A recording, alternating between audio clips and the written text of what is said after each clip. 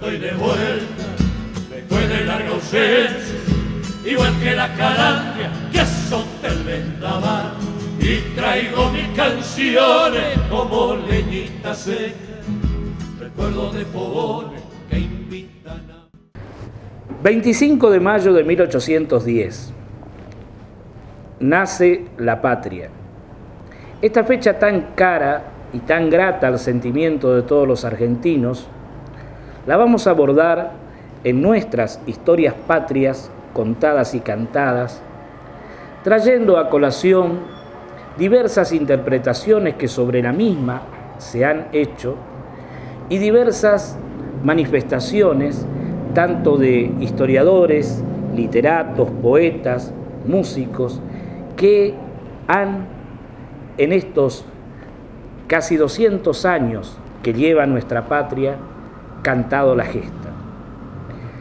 El 25 de mayo de 1810, la soberanía popular, el voto del pueblo, reunido multitudinariamente en la Plaza de la Victoria, hoy Plaza de Mayo, impuso al Cabildo de Buenos Aires el nombramiento de la Junta Provisional Gubernativa Superior del Virreinato del Río de la Plata, conocida históricamente como nuestra primera Junta de Gobierno Patrio.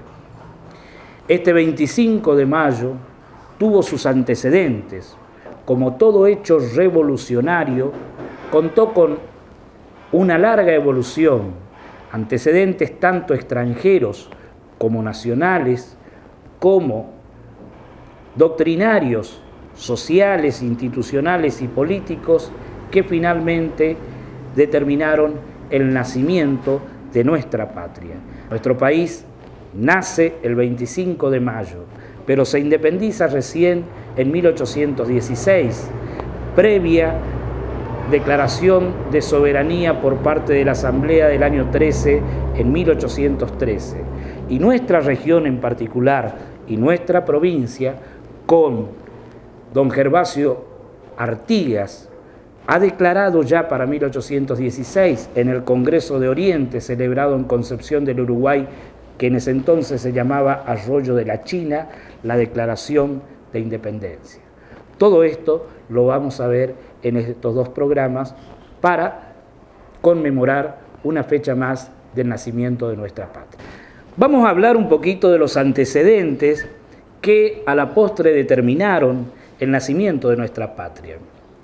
Y tenemos que referir primeramente los antecedentes americanos, sociales, políticos, institucionales, que fueron conformando esa gran ebullición que dio el proceso revolucionario de 1810.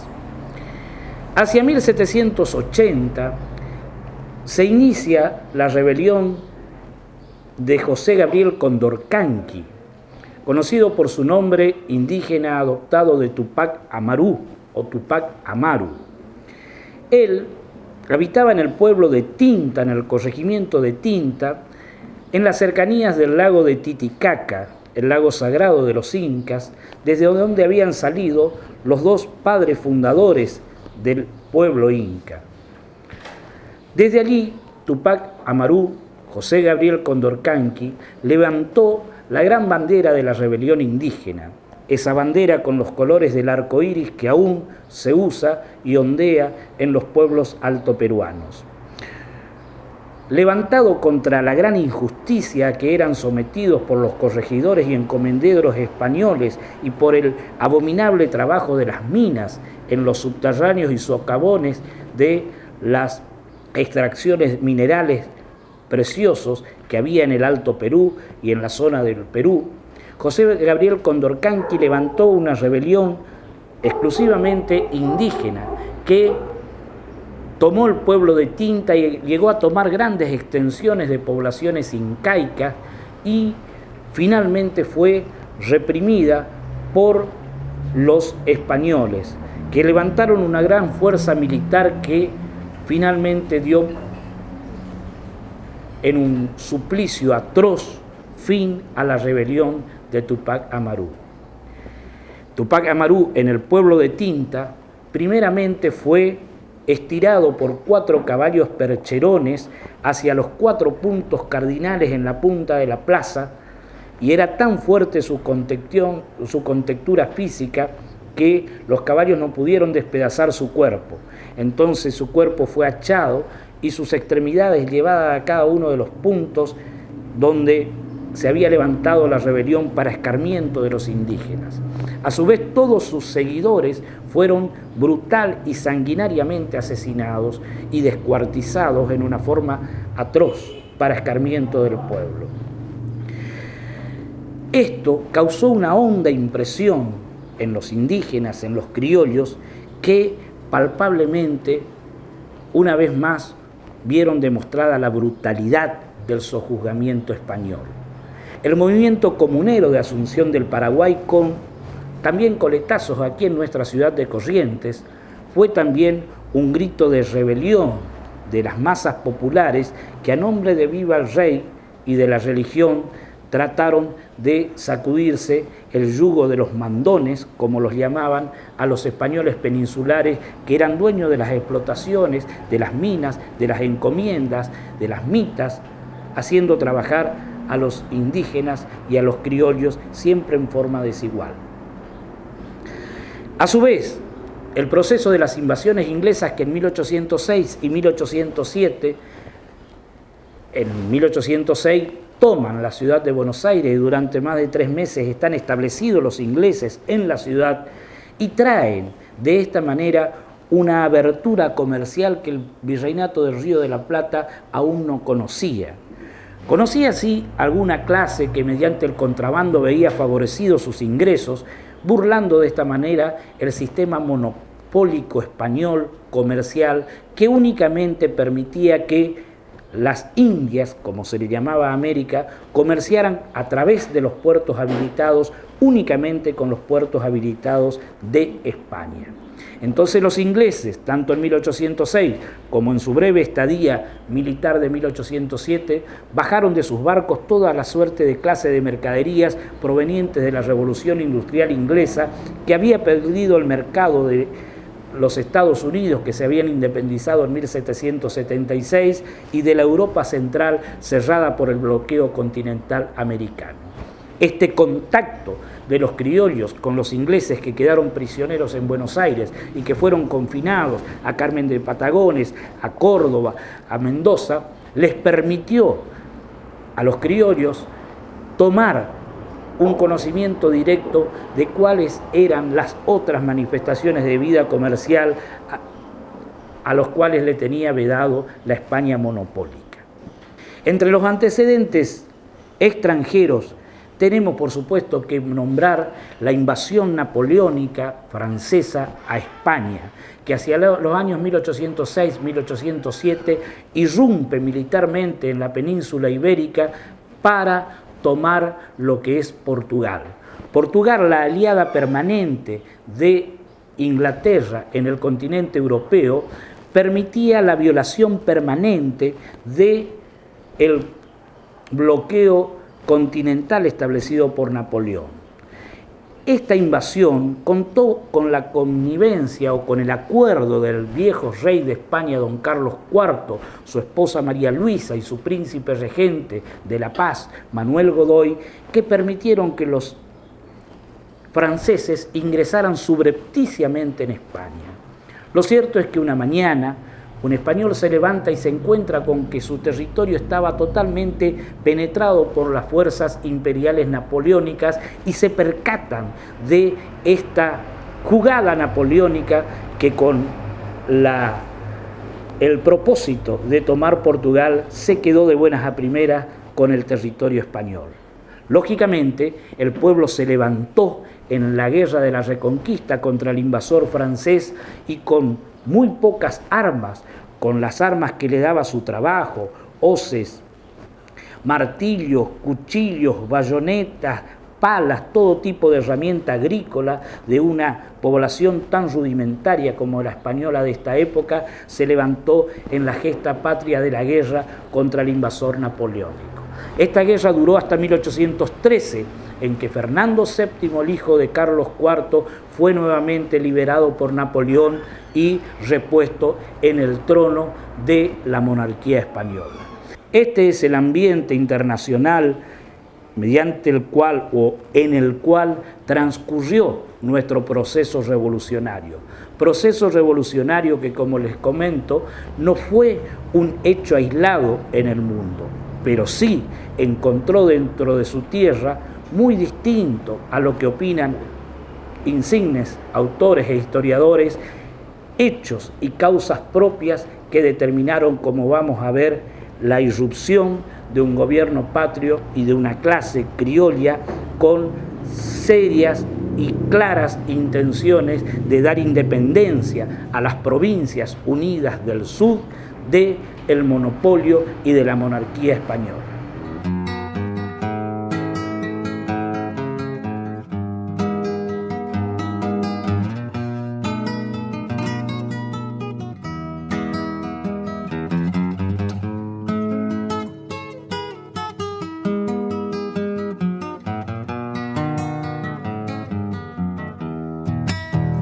La patria es la danza que acá les canto, bailarines bailen que están esperando. Las danzas, señores, no hay que olvidar, si a nuestras raíces queremos cuidar. Atención bailarines, no pierdan la estrella, zapateo del mozo, zarandeo de ella, media vuelta le sigue, siguiendo el compás, el mozo zapatea y ella zarandear, protección por la izquierda, por la derecha, el hombre anda buscando el amor de ella. La primera, señores, ya se termina. La primera, señores, se terminó.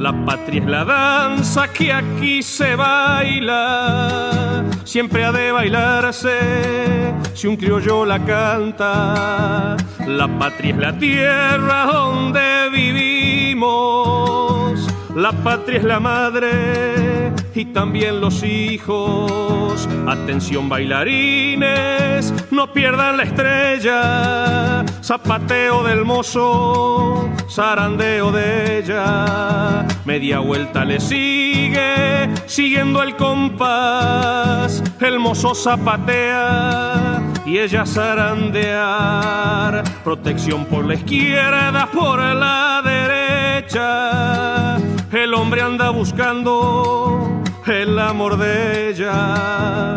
La patria es la danza que se termina, la patria es la danza y se acabó. Comenzando con los sucesos, acontecimientos y hechos propios que determinaron finalmente la semana y el 25 de mayo de 1810, recordamos que una nave inglesa arriba al puerto de Buenos Aires y trae periódicos españoles que contenían la noticia de que había caído el último reducto libre en territorio español peninsular que había quedado en manos finalmente de las tropas napoleónicas. Había caído la Junta Suprema Central de Sevilla, que representaba a los pueblos españoles en la lucha contra el invasor francés.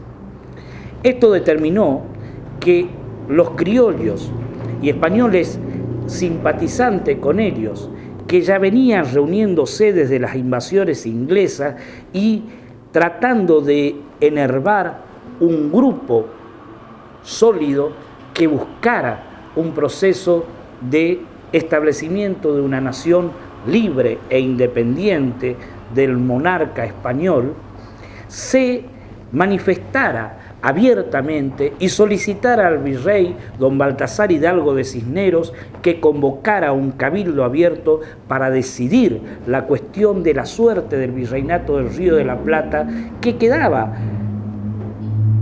huérfano de su rey. Fernando VII, rey de España, estaba preso de Napoleón. Napoleón lo había coronado como nuevo rey de España a su hermano José I, alias Pepe Botella, por su afición aparente al dulce vino.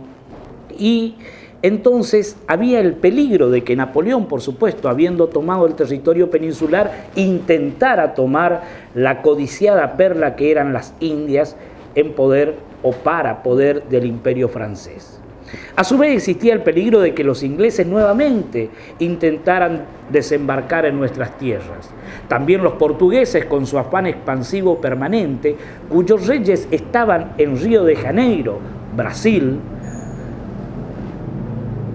quisieran hacer valer sus derechos, ya que la esposa del rey de Portugal era hermana de Fernando VII, cautivo de Napoleón, y por supuesto tenía eventuales derechos a la sucesión en el trono de su hermano por parte de la monarquía española. Entonces los criollos se avivaron y determinaron el pedido de un cabildo abierto al virrey para que en asamblea se reunieran y determinaran qué iba a ser de la suerte del virreinato del Río de la Plata.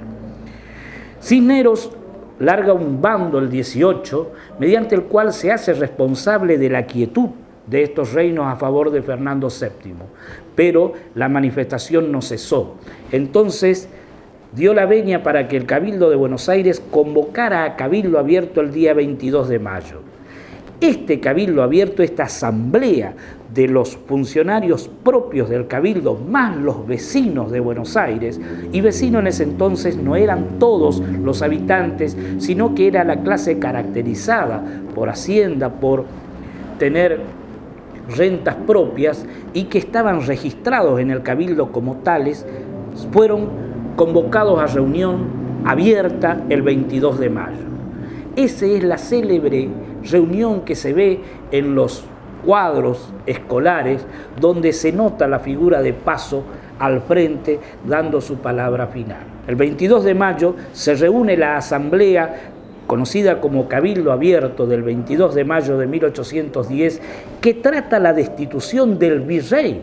Fíjense la trayectoria o la trascendencia de esta asamblea, que una asamblea comunal como lo es el Cabildo Abierto de la ciudad de Buenos Aires trata nada más y nada menos que la destitución del virrey, la autoridad que representaba al rey. El virrey era don Baltasar Hidalgo de Cisneros, un almirante español de gran actuación en el combate de Trafalgar, en que la Armada Invencible española y francesa pierde ante las fuerzas inglesas, que quedó desde ese entonces como reina de los mares del mundo. En ese combate naval, un fuerte cañonazo que suena al lado de Cisneros lo deja prácticamente sordo. Desde entonces su apodo fue el Sordo de Trafalgar. Fue tomado de las aguas por los ingleses y vuelto con honores a España porque estaba hundiéndose con su nave, como era deber de todo almirante. Contra este virrey el pueblo de Buenos Aires se levanta y el 22 de mayo vota su cese en el cargo de virrey. Pero el segundo punto es el más trascendente, de los cuales trata la asamblea del 22 de mayo. El segundo punto era nada más y nada menos quién iba a sustituir a la autoridad del virrey. Y aquí hubieron muchos oradores, que cada uno de los cuales dio su opinión. Tomamos la del obispo Lué, Benito Lué y Riega, que era el representante de la teoría regalista o realista española por excelencia, el obispo de Buenos Aires, que con todo su boato se presentó en el Cabildo Abierto y dijo que América era de España, y mientras existiera un solo español, él tenía derecho a mandar sobre América. Le responde la voz de la revolución, el orador de la revolución, el abogado Juan José Castelli, quien en una brillante alocución trae a colación en la asamblea la doctrina de la revolución. estando preso Fernando VII, el poder había retrovertido al pueblo de Buenos Aires. Entonces el pueblo de Buenos Aires, en ejercicio de la soberanía popular, debía y tenía derecho a votar una junta de gobierno que los represente y que determinara un nuevo gobierno formado, él decía, por criollos. Pero perfecto, como toda teoría era rebatible, y aquí surge la figura del fiscal Genaro de Villota, español, quien le dice con razón a Castelli que esta representación popular del Cabildo de Buenos Aires representaba a Buenos Aires, pero el virreinato del Río de la Plata era un componente muy amplio donde había muchas villas y pueblos que no estaban representados en ese cabildo. Entonces Buenos Aires no tenía derecho a resolver sobre una cuestión tan trascendente. Los criollos dicen, quienes dejaron sus memorias se dieron por vencidos. Entonces alguien lo empuja a un abogado artimañoso que había en la audiencia de Buenos Aires, el doctor Juan José Paso. Ya con 52 años comienza a devanar ideas, porque generalmente cuando no hay una idea cierta, mucho se habla, hasta que finalmente encuentra la razón. Dice que Buenos Aires, en su carácter de hermana mayor, puede resolver la situación urgente y nombrar una junta provisoria que represente a todo el pueblo del virreinato, hasta que reunidos los diputados de todos los pueblos y villas del interior, en un Congreso General Constituyente, determinen la forma de gobierno que cederán los pueblos del virreinato todo. Esta es la tesis que finalmente triunfa y se vota porque el Cabildo, a propuesta de don Cornelio Saavedra, determine los integrantes de la Junta de Gobierno Provisoria del Virreinato del Río de la Plata. La noche del 22 había concluido. El 23, el Cabildo se reúne a puertas cerradas y he aquí, nombra la Junta, como lo había decidido ese Cabildo abierto. Pero el Cabildo cerrado era español. Entonces coloca como presidente de la Junta al ex virrey, don Baltasar Hidalgo de Cisneros, cesante como virrey, aparece como presidente de la Junta de Gobierno. Entonces, el 24, dado a conocer el bando por el cual se instaura la nueva Junta, que ya tomó juramento, ya tomó posesión del cargo, siendo sus secretarios vocales don Juan José Castelli y Cornelio Saavedra. El pueblo se levanta. En la noche del 24 al 25, el pueblo de Buenos Aires, instado por los coroneles Domingo French y Hipólito Vieites, se levanta en masa en los cuarteles, en las parroquias, en los alrededores, en las granjas y chacras que adyacían al Gran Buenos Aires, y se agolpan en la Plaza de Mayo y prácticamente a gritos piden al Cabildo la renuncia de la Junta y el cese del virrey, sintiéndose burlado. Entonces Castelli toma la determinación, va al fuerte y pide a Cisneros la renuncia. Cisneros consulta a Saavedra, Saavedra dice que esta vez ya no brinda el apoyo de las tropas, entonces la Junta en pleno renuncia, la Junta del 24. Ese 25 a la mañana, del montón de pueblo, el Cabildo decía ¿dónde está el pueblo? Hasta que surge un petitorio popular en una hoja suelta desde esa Plaza de la Victoria y se acerca en manos de Castelli hasta el Cabildo con los nombres impuestos de los miembros que van a conformar nuestra conocida primera Junta. Ese es el acto revolucionario del 25. Desde 1492, en que Cristóbal Colón llega a las playas de Santo Domingo en nombre de los reyes católicos, todos los funcionarios de rango habían sido nombrados desde España o por España, por el rey o por sus autoridades delegadas. El 25 de mayo de 1810 es el pueblo de Buenos Aires quien nombra su Junta de Gobierno suprema y provisoria, que el Cabildo en el acta refleja perfectamente esta intención naciente de la soberanía popular. Es el pueblo el que nombra su primer gobierno patrio. Bueno, mijo, ya somos cuasi iguales. Ya le ha entregado el juez la papeleta y así uno acredita el documento, puede ir y opinar por donde quiera. De hoy en más, lo que haga, lo que diga o lo que piensa, tendrá que sustentarlo con su nombre, con su plata, su brazo y su conciencia. Tuito eso es la fortuna con que a las luchas de la vida adentra. Y usted sabe lo mucho que hemos puesto para que al llegar a mozo las tuviera. Mientras volvemos al tranquito, al rancho, donde estará su mamá como clueca, loca de ganas de abrazar al hombre con que el cielo al final la recompensa, voy a decirle las últimas palabras que le guardó para esta hora mi experiencia. Si le estorban, las oye y las olvida. Si le sirven, las oye y las recuerda para que le ayuden a encontrar el rumbo en este viaje largo que lo espera.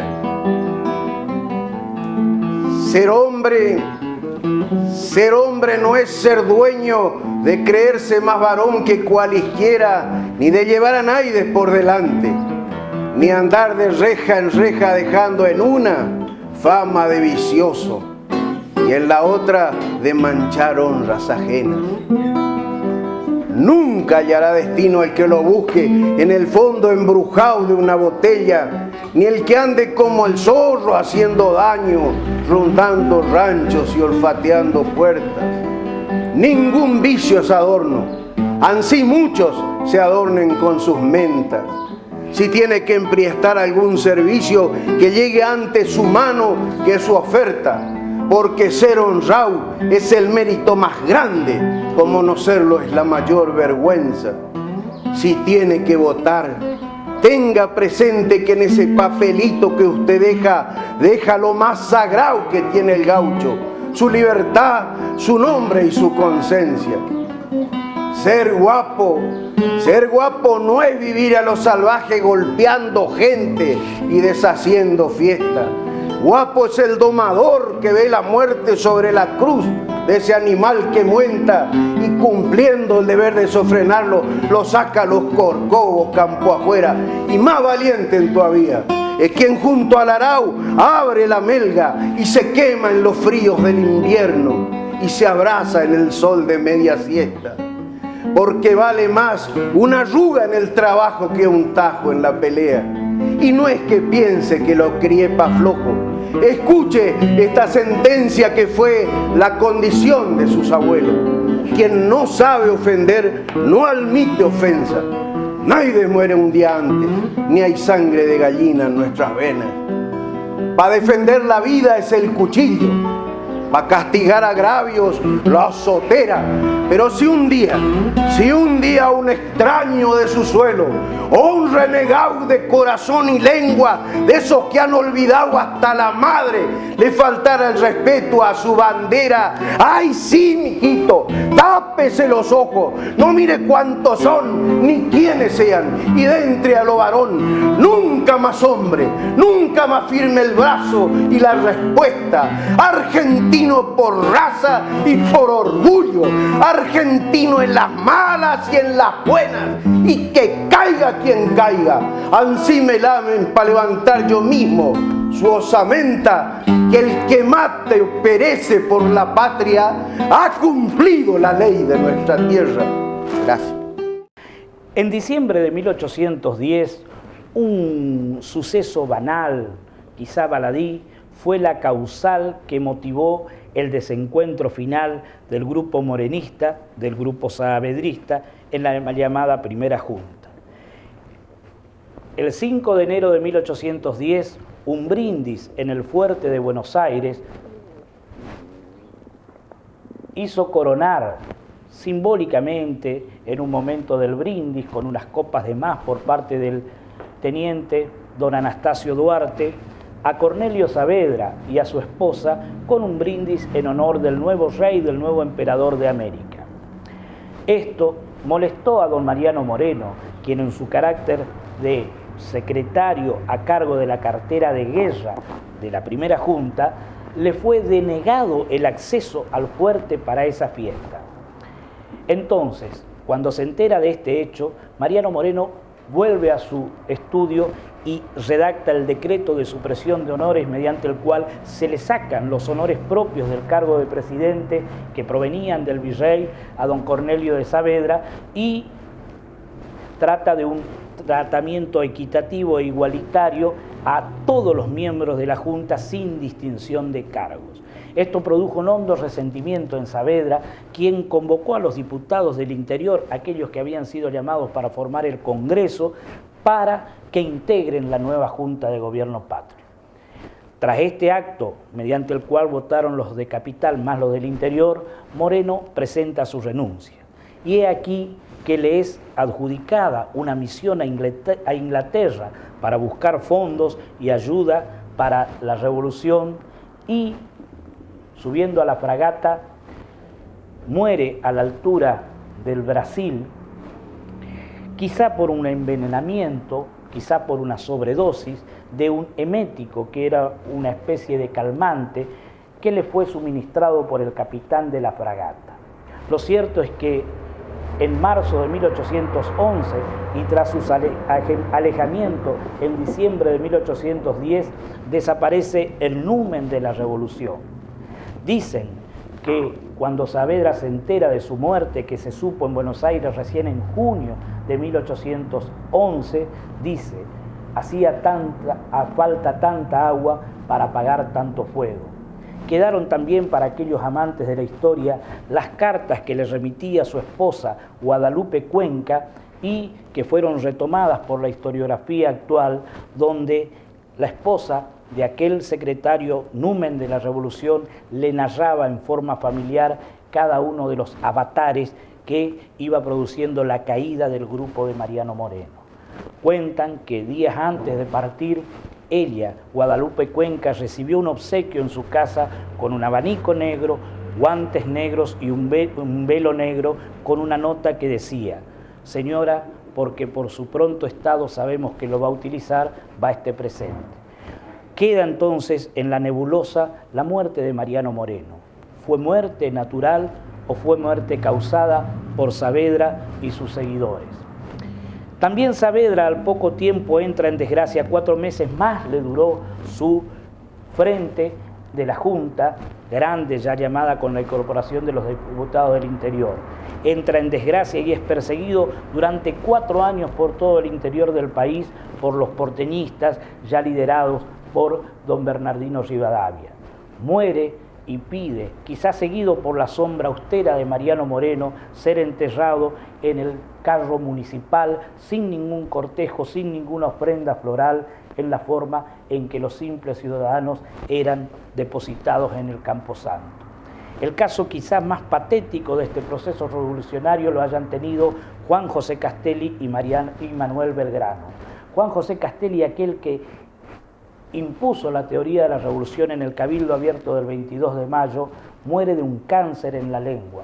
Valga paradoja, muere de un cáncer en la lengua aquel que había sido el primer orador de la revolución. Pero su hecho más destacable fue cuando estuvo al cargo como comisario del Ejército del Norte entre 1810 y 1811, en primer término hacerse cargo del fusilamiento del líder de la contrarrevolución, don Santiago Liniers, quien había sido también el caudillo del Río de la Plata cuando las invasiones inglesas. Allí, en Cabeza de Tigre, el 26 de agosto de 1810, la Revolución de Mayo comete el primer hecho de sangre, el fusilamiento de Liniers y sus seguidores en el Montecito de Córdoba.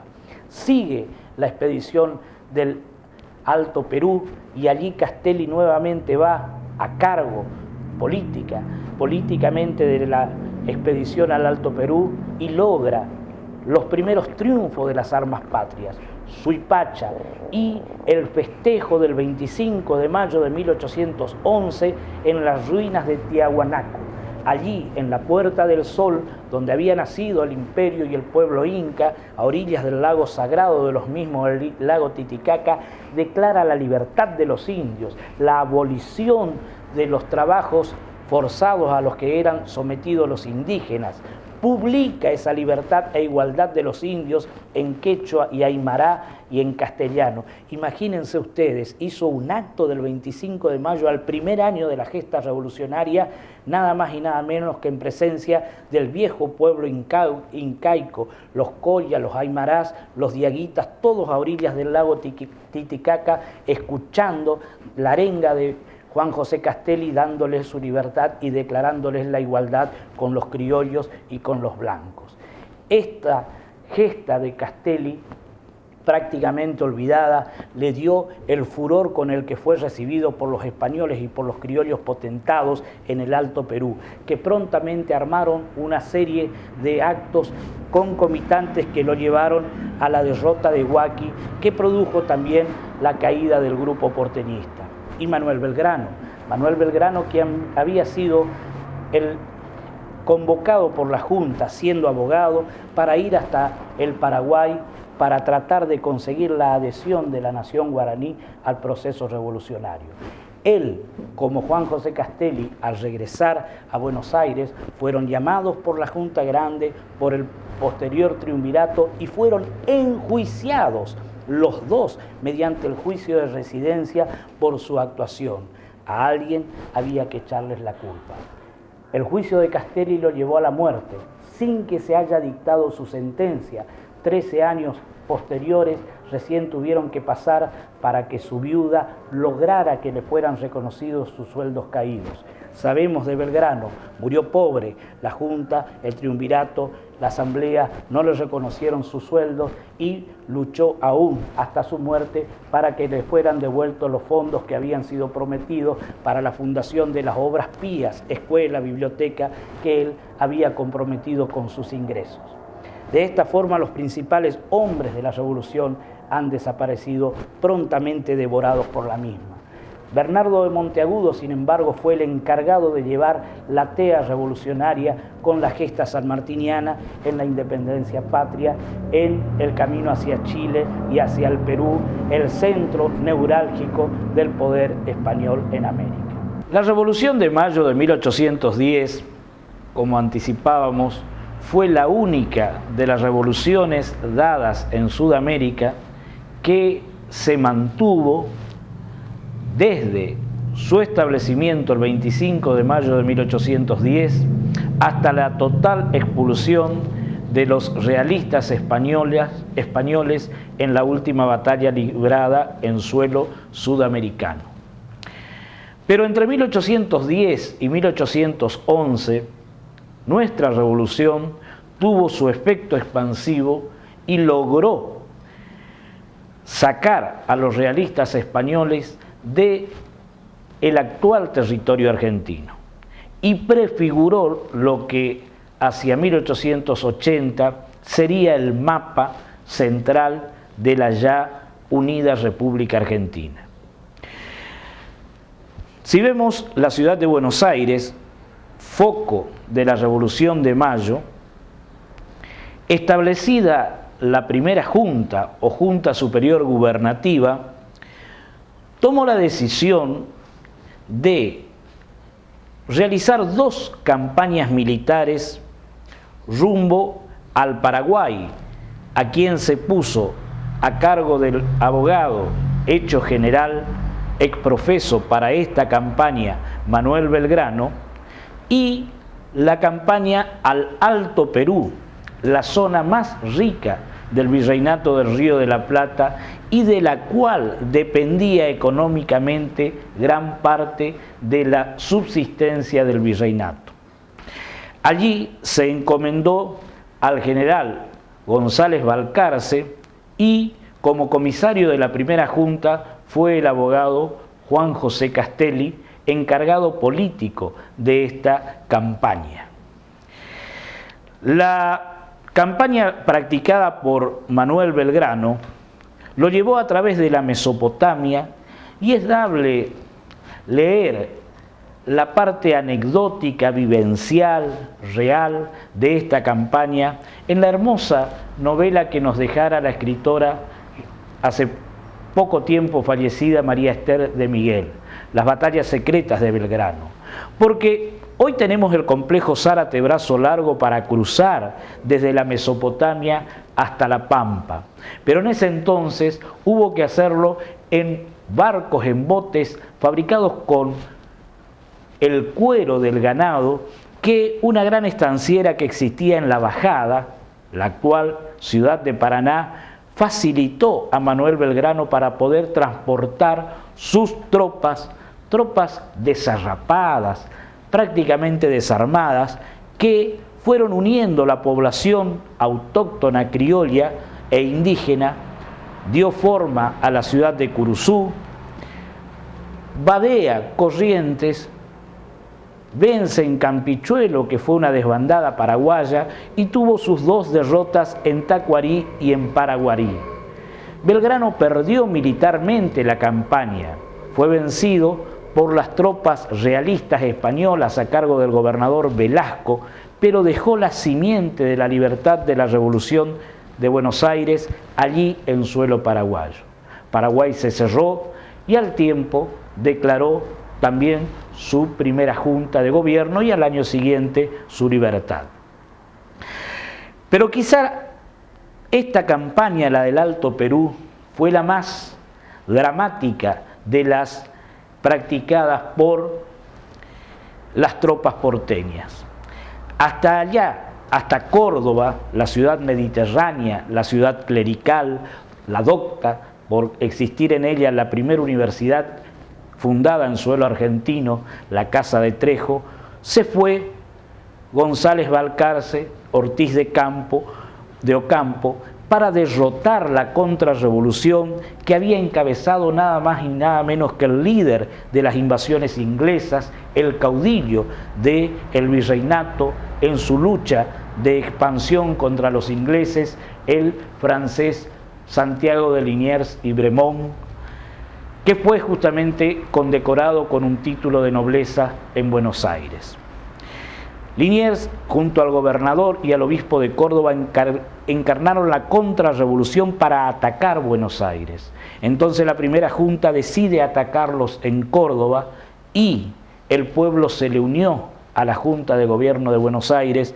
Entonces Liniers es apresado tras intentar unir una contrarrevolución con el Paraguay, con el Uruguay, con Chile y con Lima para atacar Buenos Aires. Sin embargo, fue vencido, apresado y fue fusilado con sus principales secuaces y colaboradores, entre ellos el gobernador de Córdoba, pero le fue salvada la vida al obispo de Córdoba por su condición eclesiástica. Aquí, cerca de Cabeza de Tigre, en el Monte de los Papagayos, fue el primer acto de sangre de la Revolución de Mayo, cuando se lo fusiló a Liniers el 26 de febrero de 1810.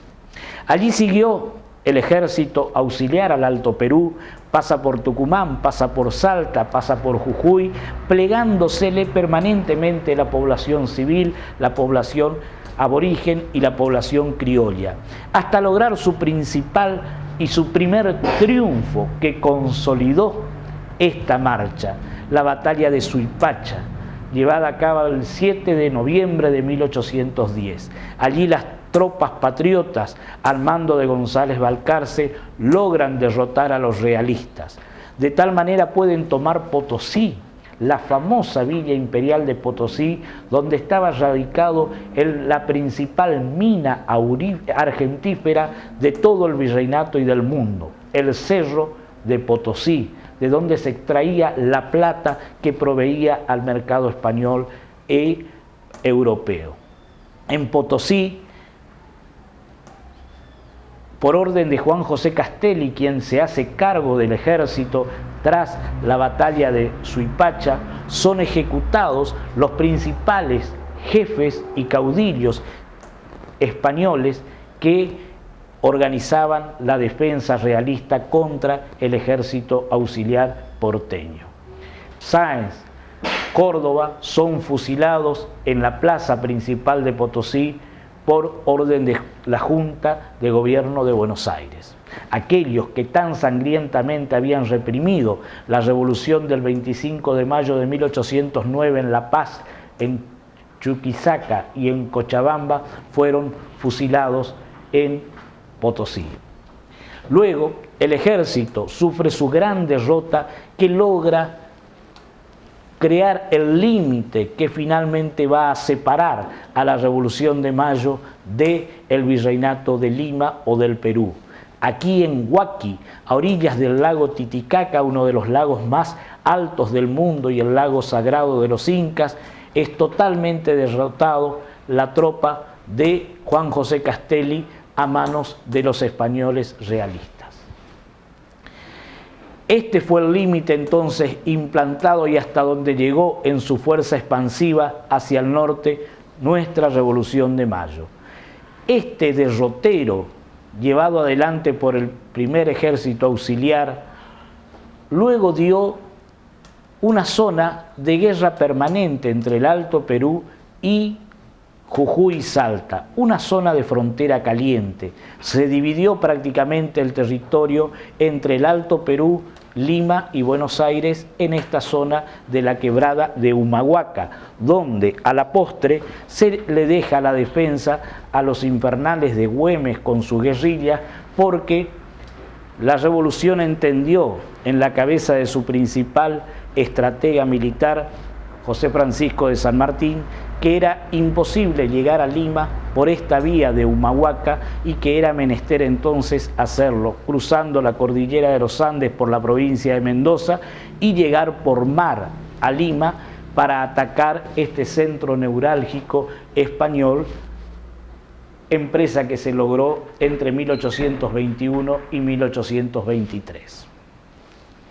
En diciembre son arcabuceados en la plaza principal de Potosí, frente al Palacio de la Moneda, los cabecillas de la resistencia realista que tanta sangre habían derramado contra los revolucionarios del suelo sudamericano.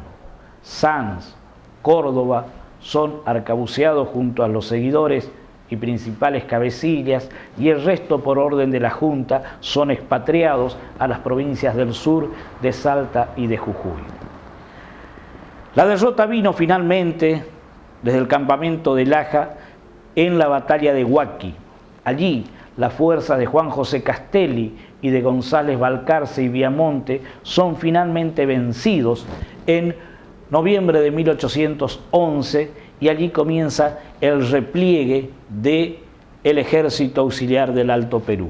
Desde allí 7 intentos hubieron contra la provincia de Salta y de Jujuy para penetrar en suelo actualmente argentino por parte de las fuerzas realistas provenientes de Lima y del Alto Perú. Todas ellas fueron rechazadas ya en este límite. En realidad se había perdido el Alto Perú. Mayo de 1810, hay figuras, hay personajes que indudablemente han participado en esta gesta revolucionaria y que han dado luego quizás su vida, su ejemplo, su patriotismo en la negada lucha por la libertad y la independencia. Pero vamos a pintar un poco cuál era el cuadro social de la época. La sociedad colonial estaba fuertemente estamentada.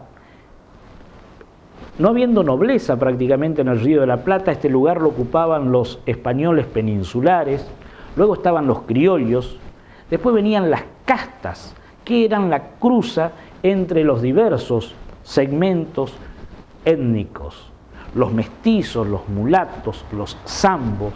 Luego venían los indios, que tenían la incapacidad reconocida por las leyes de India y debían ser tutelados por los españoles.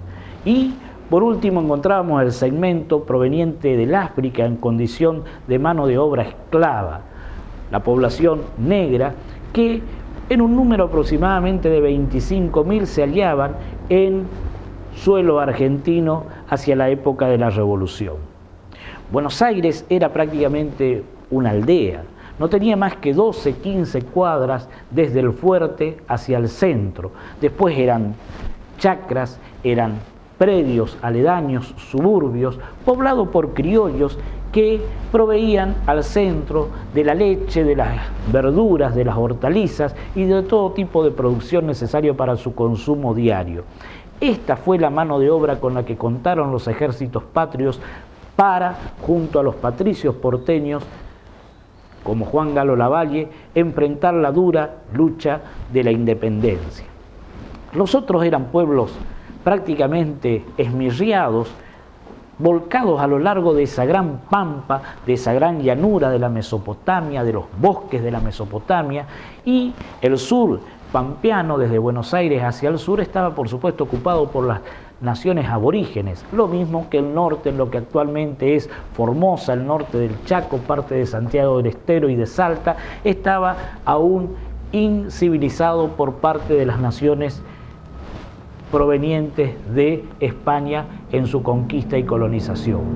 O sea que prácticamente era un desierto donde estaban esparcidas estas suertes de poblaciones. Dos hechos anecdóticos que siempre, curiosamente, la gente pregunta. ¿Hubieron paraguas el 22, el 25 de mayo en Buenos Aires?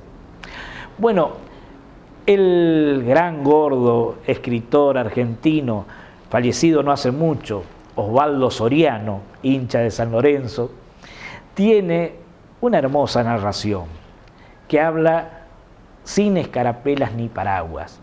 Él refiere que no hubieron paraguas en la semana de mayo, porque aún no se habían importado a Buenos Aires. Sin embargo, en Mitos de la Historia Argentina, Felipe Piña habla y cuenta que archivos encontrados en el Archivo General de Buenos Aires ya existían paraguas en Buenos Aires, que en 1795 ya una tienda los tenía para venta entre la clase principal porteña. Otro tema que siempre recuerda los cuentos de la primaria es el llamado a través de las campanas del Cabildo. Pues bien, está acreditado de que el Cabildo del 25 de mayo no tuvo campanas, o existía la campana pero estaba sin badajo, que había perdido 2 años antes y aún no se había repuesto. El mismo Cabildo, tal cual como se lo encuentra ahora, se llamaba Cabildo, Justicia y Regimiento. Era sede de las autoridades municipales porteñas, también de la justicia representada por los alcaldes de primero y segundo voto, y regimiento por los regidores que tenían a su cargo el abasto y el gobierno de la ciudad. Pero también era cárcel, y allí eran colgados los cadáveres de los ajusticiados o ahorcados por el verdugo, que era un cargo hereditario dentro de la autoridad del Cabildo. También tenemos el caso de las escarapelas. Existieron las escarapelas, fueron celestes y blancas. Mitre sostiene en su obra sobre Belgrano que sí, se repartieron cintas celestes y blancas. Sin embargo, parece que estas cintas con estos colores recién aparecen en el Club de Moreno, que estaban conformados por los seguidores de Moreno, pero que recién comenzaron a distinguirse en 1811 con estos colores. Lo cierto es que aparentemente los colores de las cintas que con un fuerte empujón con su caballo el coronel Domingo French del regimiento La Estrella sacó de una tienda de la Recoba para distinguir a los criollos revolucionarios, fueron cintas de colores encarnados o rojos y colores blancos. Con estos dos distintivos colores fueron reconocidos los patriotas revolucionarios de los españoles peninsulares y realistas, que estos últimos no fueron dejados entrar al célebre Cabildo del 22 de mayo que a la postre obligó la creación de nuestra primera Junta de Gobierno Patrio.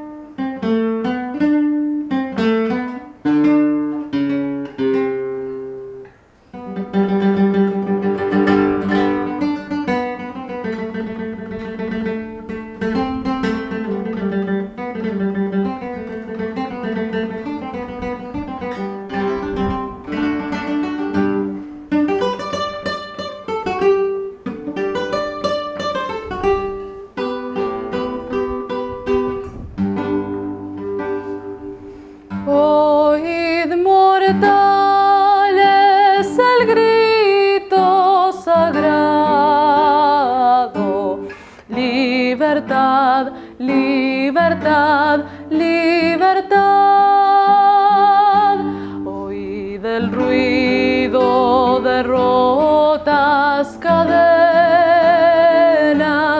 desde el trono a la noble igualdad.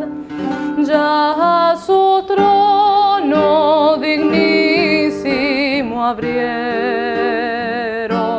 las provincias unidas del sur, y los libres del mundo responden al gran pueblo argentino. Salud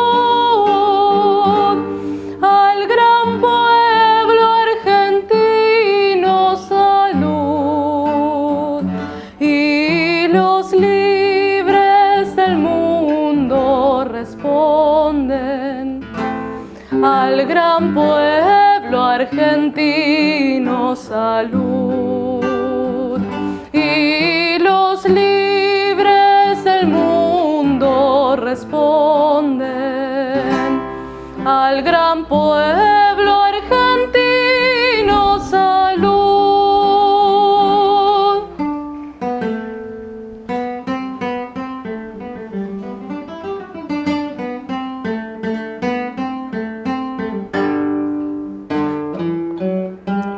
Se levanta la faz de la tierra una nueva y gloriosa nación, coronada a sus 100 de laureles y a sus plantas rendido un león. De los nuevos campeones los rostros Marte mismo parece animar. La grandeza se anida en sus pechos y a su marcha todo hacen temblar. Se conmueven del Inca las tumbas y en sus huesos revive el ardor, lo que ve renovado en sus hijos de la patria el antiguo esplendor. Desde un polo hasta el otro resuena de la fama el sonoro clarín, y de América el nombre enseñado les repite: mortales, oíd. Ya su trono dignísimo abrieron las provincias unidas del sur, y los libres del mundo responden al gran pueblo argentino. Salud.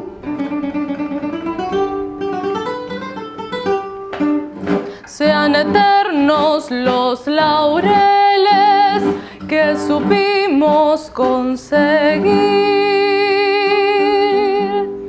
que supimos conseguir, coronados de gloria vivamos.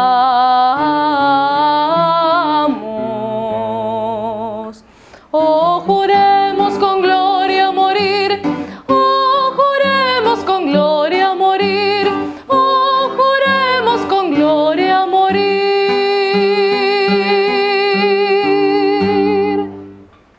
De nuevo estoy de vuelta, después de larga ausencia, igual que la calandria que azota el vendaval, y traigo mis canciones como leñita seca, recuerdo de fogones